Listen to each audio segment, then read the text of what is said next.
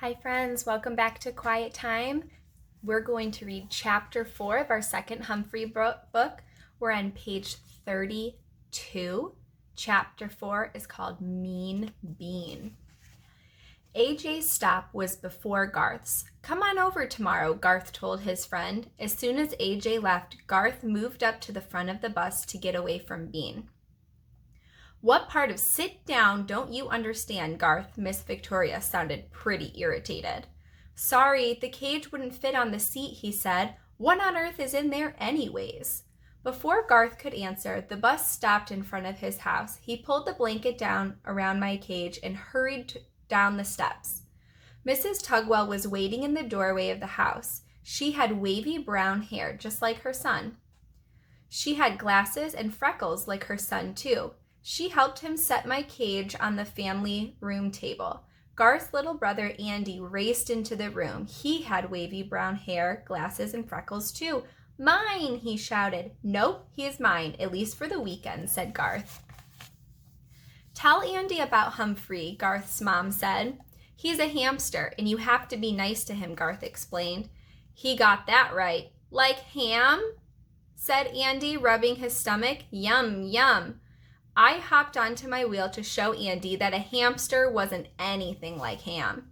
Wee, ham go round, said Andy. Garth's mother brought in a plate of peanut butter and crackers. Ooh, that smelled good. How was school? She asked. Okay, said Garth, but Mom, could you say something to Bean's mom? He's mean to everybody on the bus. Martin Bean? Garth's mom sounded surprised. Why, he's always polite when I see him. Well, he's not polite any other time, Garth explained. He tripped a girl on the bus and called everybody names. That doesn't sound like Martin. What did the bus driver do? Nothing, Garth answered. Well, I think she should be the one to work things out, said Mrs. Tugwell. But you're friends with Mrs. Bean. I probably won't be if I complain about her son. Maybe if you were friendlier to him, he'd act nicer. Mom, Garth moaned. It's worth a try, his mom suggested. I had to squeak up. He's the meanest bean I've ever seen. Goodness, what's the matter with Humphrey? Asked Mrs. Tugwell. Maybe he doesn't like Marty either, Garth muttered. He's one smart guy. Shortly after Mr. Tugwell came home, Natalie arrived. She was the babysitter, but I didn't see any babies around for her to babysit. Garth wasn't a baby. Andy wasn't a baby, and I certainly was no baby. Natalie had black hair and wore a black shirt, black pants, and black shoes. She had glasses with black frames. Her lips were bright red. Order a pizza, said Garth's dad, handing Natalie some money. I got some videos for you guys. Okay, said Natalie. Mind if I do some homework? As long as you get the boys to bed at 9. Mrs. Tugwell explained. Natalie glanced at my cage. What about the rat? I felt quite discouraged. I'd already been called a mouse and a ham today. He's a hammer, Andy yelled. Oh, a hamster. How cute, said Natalie, leaning toward my cage. Hi there, big boy. Whew, after a miserable week and a rough ride home, I suddenly felt a whole lot better. Later, the boys ate pizza and watched videos while Natalie read from a big, thick book. What's that? Asked Andy, leaning over her shoulder. How come it doesn't have any pictures? College books don't have pictures.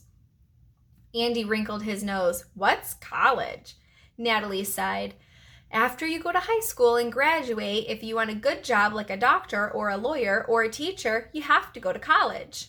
I know that, Garth piped in. City College is right down the street. My mom took classes there last year. That's where I go, said Natalie. I'm studying psychology. The way she said that big word sounded like psychology. But the word on her book was spelled Spychology. I wrote it down in my notebook later. I hope that word is never on a spelling test. In psychology, you find out what's inside people's heads. The babysitter reached for Andy's head. Ooey gooey brains, said Garth. Don't go in my head, screamed Andy, leaping off the couch. Natalie laughed. No, not like that. Psychology teaches how people think. Do you know what I'm thinking? Andy shook his head. I'm thinking it's time for bed, Natalie said. 9 o'clock. The boys both groaned. Not yet, Garth protested. Andy folded his arms. You can't make me, he said firmly. Surprisingly, Natalie sat back and smiled. I guess you're right. I can't make you. Andy's eyes practically bugged out of his head. Huh? Why don't you put on another video? We can stay up until your parents get back, the babysitter continued. It'll be fun. Yes, Garth exclaimed as he and his brother gleefully high-fived each other. But I was a little confused. Hadn't Mrs. Tugwell told her to get the boys to bed at 9? I was sure that Natalie had lost her mind. Garth settled back on the couch, but after a minute, his smile disappeared. When do you think Mom and Dad will be back? Natalie shrugged her shoulders. They didn't say. Won't they be upset if we're still up? I guess we'll find out, won't we? Natalie answered with a mischievous grin. Andy looked worried. Ooh, they'll be mad if we're not in bed. So, said Natalie, we still have time to watch more TV. Garth stood up and yawned loudly. I'm kind of tired. Me too, said Andy, stretching his arms. Natalie smiled. Well, if you really think so, okay. You two get ready for bed and I'll be up in a minute. As the brothers raced upstairs, Natalie chuckled to herself and leaned in toward my cage. And that, Humphrey Hamster, is what you called reverse psychology. You get people to do what you want by telling them to do the opposite. Reverse psychology. Remember, it's pronounced psychology, even though it starts with a P. So that's how people's minds work. Just tell them to do the opposite of what you want them to do. You sure can learn a lot at college. You can learn a lot from a good babysitter, too. Now, our school isn't a college. Do you guys remember what college? Lakeland. That's right. Kiss your brain. The next afternoon, AJ came over to Garth's house to play. Mrs. Tugwell took Andy out to buy new shoes. Mr. Tugwell was paying bills in the kitchen. The boys were alone with me in the family room. Humphrey needs some exercise, said AJ. Let's take him out. Okay, you can watch him while I clean his cage. AJ gently took me out while Garth put on gloves and began to clean my cage. Both boys chuckled when they got to my potty corner. Everyone does. But he did a good job of cleaning it while he worked. They talked. Any chance your dad can drive us on Monday morning? Asked Garth. AJ shook his head as he gently petted me. He has to leave for work real early. How about your dad? Garth shook his head. He always talks about how he had to walk to school and how lucky I am to ride the bus. Why don't they want to ride the bus? Yeah, because there's a kid on there that's being mean to them. I know, AJ sighed and set me down on the table. Watch it, said Garth. He set a row of big, tall books all around the edge of the table. We don't want Humphrey to get away. Maybe he'll be sick on Monday, Garth suggested. Are you kidding? He's the healthiest guy at school. Man, if he wasn't so big, I'd really give it to him, said AJ, making a fist. Me too, Garth agreed.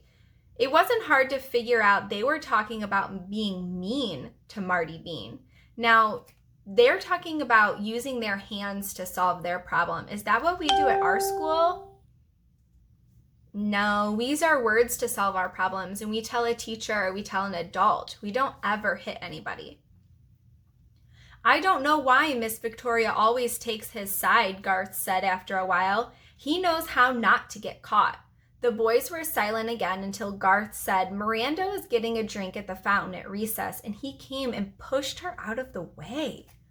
Oh, my goodness, that's so sad. The thought of someone pushing Golden Miranda, an almost perfect human, really ruffled my fur. Did she tell? Asked AJ. Yeah, he said he didn't do it, Garth explained. Said he wasn't anywhere near her. He said Kirk did it. Kirk almost got in trouble, so Miranda said it was all a mistake to get Kirk off the hook.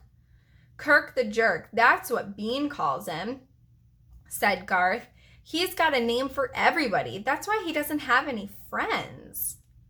Oh, Bean doesn't have any friends. How do you think that makes him feel inside?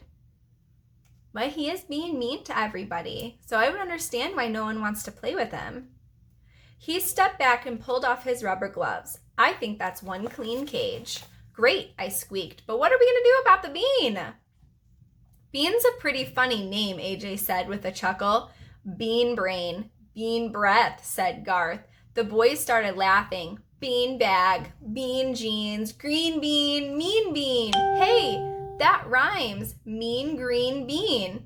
Mrs. Brisbane would be proud to hear them rhyming. I liked hearing them laugh. However, I was worried. Bean had said something about a mouse trap. The mere mention of those contraptions makes me shiver and quiver, and I didn't want to see anybody get tripped or pushed again. Ready to go back in, Humphrey Dumpty? Humphrey Dumpty? Asked Garth. Yes, I squeaked, which for some reason made the boys howl with laughter again. Once I was back in the cage, the boys went up to play in Garth's room. That gave me time to think. Here were Garth and AJ, really good friends. They were nice to each other and stuck together. Marty Bean wasn't friendly to anybody, and he didn't have any friends. All my classmates liked Og, but when I offered to be his friend, he leapt at me in a very rude way. The business of friendship is not always as easy as it sounds, I figured just before dozing off for a long afternoon nap. It was nice at Garth's house that weekend. The announcer on the TV said it was cold, cold, cold outside, so the Tugwells stayed inside. The family popped popcorn. Did that smell good? And they watched TV and snuggled on the couch, as happy as I should have been. I worried about Monday's bus ride. What I needed was a good plan. Humphrey makes really good plans. I think he's going to solve this problem. And maybe a little psychology. Are you sure the little guy won't catch a cold? Asked Mrs. Tugwell as Garth was ready to leave for school on Monday. He's got a fur coat, and I'll cover him, Garth assured her. I was plunged into total darkness as he threw the blanket over my cage. Bye, Ham, shouted Andy. Bye, Andy, I squeaked back. After all, a ham isn't the worst thing a person could call you. Soon I heard the squeal of the bus brakes as it stopped in front of the Tugwells' house. All aboard, I heard Mrs. Victoria say. Find a seat. This cage is too big. Can't I sit up here? Asked Garth. Do you see any empty seats up here? The bus driver replied. Get moving. Keep it moving. Oh my goodness, this bus driver doesn't really have any kind words either, do they? I was already queasy just thinking about Bean. As Garth walked toward the back of the bus looking for an empty seat, my cage swayed back and forth like a ship on a rough sea, which didn't help my stomach at all. Once we sat down, the bus started rolling. A block later, it abruptly stopped, and I slid across the floor of my cage. Ouch! All aboard, I heard Miss Victoria say. Find a seat, AJ. AJ walked back to our seat. Move over, he told Garth. I have to sit on the aisle, Garth replied. The cage won't fit in the seat. AJ crawled over Garth so he was closer to the window. As he did, he bent down and whispered, Told you he'd be here. He's always here. As the bus lurched forward, my cage wobbled enough for the blanket to part so I could see a little. And what I saw was most unpleasant. Marty Bean sitting right next to us. Hey, Garth, is that your face or did somebody throw up on you? My goodness, he's so mean. I could see the smirk on his face as he leaned in close, mere inches from my cage. Is that a cage, Bugwort, or is that your purse? Bean asked. He hooted at his own joke, even though it wasn't funny. I may have been cold outside, but I was getting pretty hot. Og might be unfriendly, but this Bean was even worse.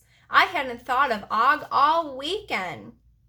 Now it all came back to me, the green skin, the repulsive grin, and the way he leapt up and scared me. I had taken it from the frog, but I wasn't going to take it from this big bully.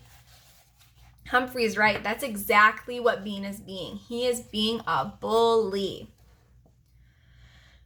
This was the time to act. I quickly opened the lock that does not lock and took a deep breath. before leaping onto Martin Bean's leg. "Stop being mean, Bean," I yelled at the top of my voice. It may have sounded like squeaking to him, but I made my point. This is the last page of chapter 4, guys. "Eek!" Marty shouted. "It's on me! A mouse!" He threw his hands up in the air and screamed as I ran in circles on his legs. "Help! Somebody help me!" The faces around me were a blur, and I was getting dizzy. As Marty continued to scream, the other kids began to laugh, softly at first and then louder and louder. "He's only a little hamster," I heard Garth say as he scooped me in his hands. "He wouldn't hurt a flea." I like being called a he a lot more than being called an it. "It tried to bite me," Marty exclaimed. Everybody on the bus, including Beth and her first grade friends, laughed. "What is going on back there, Martin?" Miss Victoria called out as she slammed on the brakes. They threw a big rat on me." He was almost in tears. "A giant rat." "I think you'd better come up and sit behind me," the bus driver said. "Now." And she had the girls in the seat behind her move as Marty shuffled to the front of the bus. Garth put me back in my cage. "Thanks, Humphrey," he whispered. "I don't know how you got out, but I'm sure glad you did." "Always happy to help, pal," I squeaked. The rest of the ride was uneventful. When Miss Victoria stopped the bus in front of Longfellow School, she made an announcement.